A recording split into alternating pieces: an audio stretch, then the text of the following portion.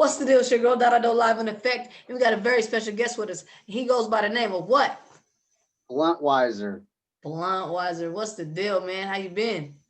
Chilling, chilling. How about you? I'm good, man. The years, came off right, and Oh, shit. What about you? What's new? well, working with you actually. Yes, you are. Yes, you are, my guy, Crackalope. Oh yeah, Cracker Loke among other projects. It's okay. Tell me about your character, Crackalope. Well, he's unpredictable, but not necessarily. He's questionable to say the least. He's brand new to the season. We I would don't really agree. know any of his motivations other than he chases money. We know that much, and he's willing to take people off the board. That are the only two things we know about him for certain. Right. That's true. Yeah, man. Y'all stay tuned. Watch. Hey, y'all seen the way she moved episode season one. Season two is coming your way this year, so y'all pay attention. But look, man. So I want to ask you, what's your project? I know you dropping something. What you I got got? an album. Yeah, my third album coming out. It's likely going to be called. It's a working title, so the title might could change by the time the project comes out. But I'm thinking about calling it Trismegistus. Mm, So it means three times great. Like Hermes is a Greek god. Hermes three times great. So right. that's locations I'm drawing some inspiration from. It being my third album, and me having a whole lot of.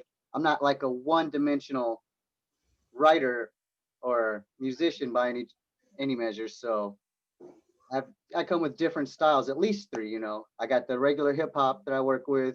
I'll Mm-hmm. do a little softer R&B or poppier type stuff, and then I do the West Coast trap metal, which is like a subgenre of rap that Nice. yeah, me and my producer Master Green are handcrafting that as we go along. Oh, that's nice, man. Shout out to Master Green. That's my man. That's my bro right there. Oh, There's nothing but love for my boy Master Green. But yo, okay, so what artists have you worked with in the IE? Like, have you worked with a lot of artists in the IE? yeah, lots of artists from Riverside, from Reno Valley, and San Bernardino. Actually, Oh yeah. I Oh have yeah. songs with Lola Scott. Uh-huh. Lola Scott. Shout I out have Lola Scott. Oh yeah, I have a joint with Guap Fam.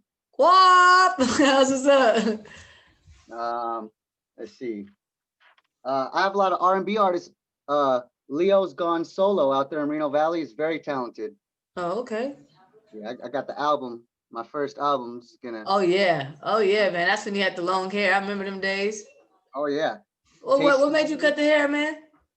Just a big part of it is it gets hot as fuck inland. Super hot all day, all night. So the heat was a big part of it, and then just changing it up. Yeah, I feel that. So I normally ask my guests on my show a same question. What's your top five? And I'm talking about music of all time, not just rap, not just metal, not no all time. You only got five. Ah, bit limiting, but I'm gonna have to give some props to some hip hop artists right out the bat. Um, Five is very limiting, but I'm gonna throw E40 out there Okay, and Snoop. I'm gonna okay. have to throw Rob Zombie out there and Ghost. And then for fifth one, I'm gonna go in the time machine. I might go grab Cab Calloway. Cap Calloway, that's what's up. So are you into a lot of underground music? Some.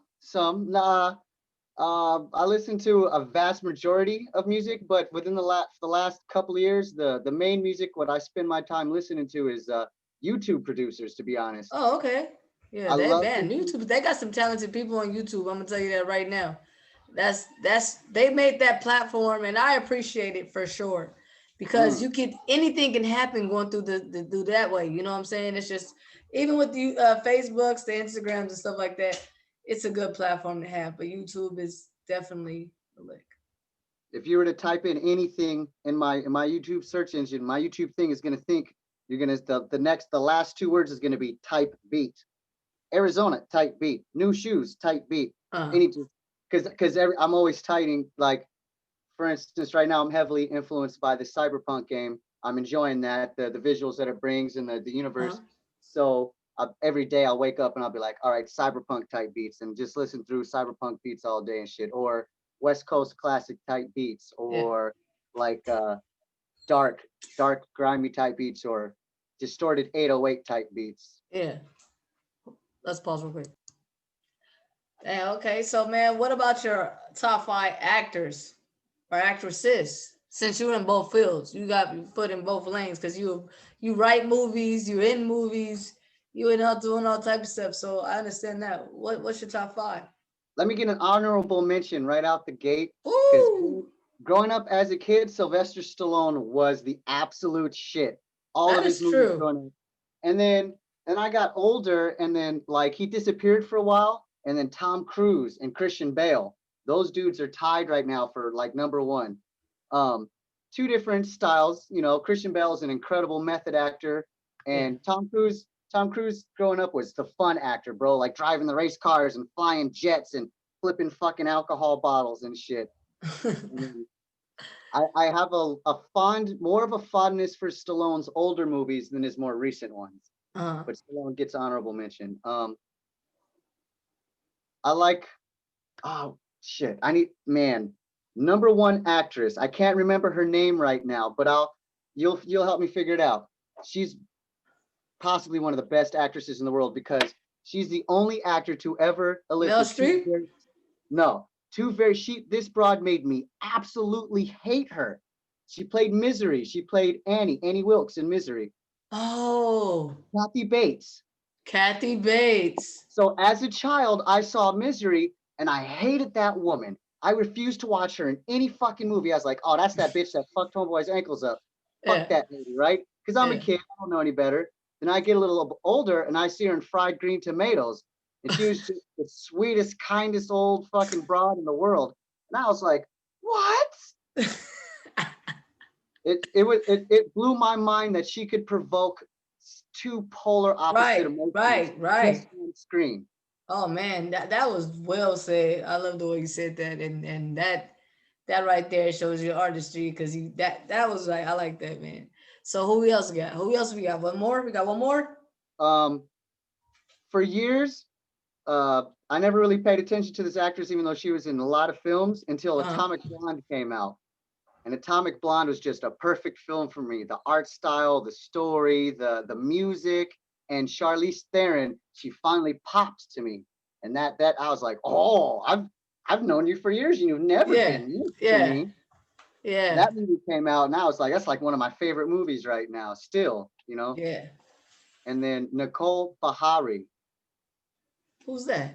What does he she play on? played the wife. She played Chadwick Oh, Boseman's wife in 42. okay, And then okay. she plays lots of movies. I forget the name of this movie, or she played this movie where she was getting illegally evicted, and like Uh-huh. she went to court against the people. So she plays movies based on real people and real Oh yeah, situations, okay. and she's incredibly attractive as well. And I really like enjoying the movie that says truly true story or based on true events and stuff like that. You know they're Because gonna distort it, but you're gonna get some good pieces out of it. yeah, oh yeah, yeah, for sure. Because you can't. I mean, it's not happening in real time. You know what I Mhm. mean? So yeah, but okay. So now one thing I want to know about you, Bluntweiser. What is your strat? Like, what is your process when you go into the studio? What do you like to do? How do you start your shit? How do you get in the Um, zone for the Bluntweiser? well, I usually start with an idea, whether it's a sound or a concept or a title or just a phrase. Like, you know, you rap to yourself and you'll take a couple of bars that'll stick out and be like, oh, that could be a hook. Mm-hmm. It'll start with like an idea or a sound, or whoever, you know, as an artist, your fucking inspirations comes from anywhere, Right. from other media, from people, to conversations with individuals, to waking up in the morning with a fucking random thought. So I'll start with my idea, then I'll go directly to YouTube and find a beat that conveys emotionally or auditorily, whether I'm looking for a certain type of sound or a certain type of drum beat, and I'll find a YouTube beat that I can just write my bars to. Mm-hmm. And then because in my head, the beat that I'm gonna have Green make is gonna not sound too particularly like the one I'm using off of YouTube. Because in Right. my head, I'm gonna be like, all right, I'm gonna want a piano and or usually instruments that I love to use is like an organ, not like a Rhodes, like something more like the Phantom of the Opera, some huge and Uh-huh. gothic, and a bass guitar, an electric guitar. Then I love like very West Coast sounds like the whistle, the the bass lines, the claps and shit like that. So Then I draw. you would say that West Coast music is the best coast music? Oh, indeed, very heavily influenced by That's that. what I'm talking about, man. Straight up and down. But yeah, okay, cool, man. That's what's up. And I know you've been putting it on for Riverside for a long time. Oh So, yeah, yeah. I mean, how do you feel about this pandemic? How are you dealing with that with your family? I know you have some kids and right, and a wife, so In all honesty, it's been not a bad year for me at all. It's right. hurt a lot of people. It's apparently it feels like it's a certain amount of bullshit to it. Yes, there's I don't really the politicians in California locking everything down so strictly Hmm. is a little bit absurd. You know what I mean? I don't know. It seems like yes, there's a germ, but there's also a whole lot of bullshit being mixed in because the news will tell us, for instance, that they definitely lied and put that some motherfuckers died from COVID that didn't lie. You know, there's always some type of money from the government to some type of organization or group of people that are going to bend the laws to get that money to them Right. instead of Right. instead of who it's meant for. And it's sad because of the people that's on the front line, them doctors and nurses, they got families too. You know I what I'm work saying? in They got food service. families and it's like they don't even what can you do? I mean, it's like are they dying from the virus, all these thousands and hundreds of people? Or is it because the doctors and nurses can't save them like that? Because if they mouth to mouth them, then guess what? They admitted that they botched the motherfucking getting the vaccines to us properly. It's your man's Trump, man. These motherfuckers are about to spend 2 or 3 weeks trying to impeach a motherfucker that's leaving in about 4 or 5 days. I don't even understand Okay. what that's about. Yeah, he's out of here. They still working on that. That's what's crazy. You're focused, but you're not focused on that capital because if it was a Black Lives Matter, they would have went in there. All would have been laid down. You know what Indeed. I'm saying? But These, nah, they just ran up in those there. those people that stormed the Capitol are the same motherfuckers that got on Facebook and talked 10 gallons of shit about this group of people are breaking into this and destroying My this. point. We would never do that. Well, I mean, until we would, of course, naturally.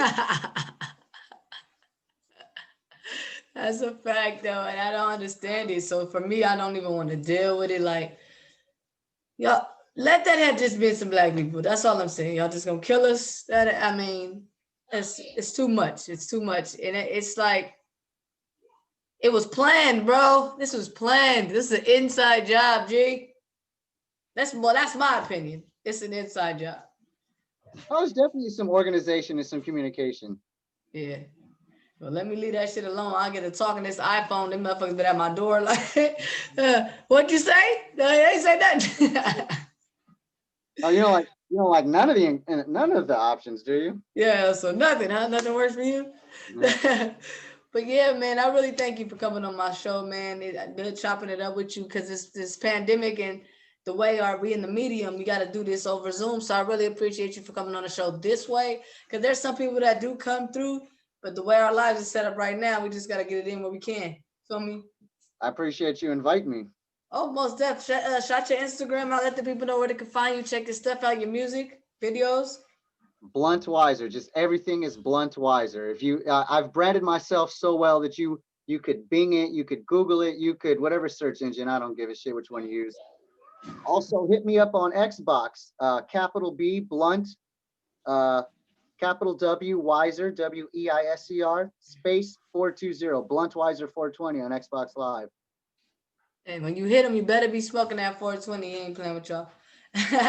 But hey, it's your girl that I don't. You want another episode to say that. And I just want to thank my boy Bluntweiser for sliding here and sliding with me. You feel what I'm saying? Hey, though. Cowabunga wavy. Totally do.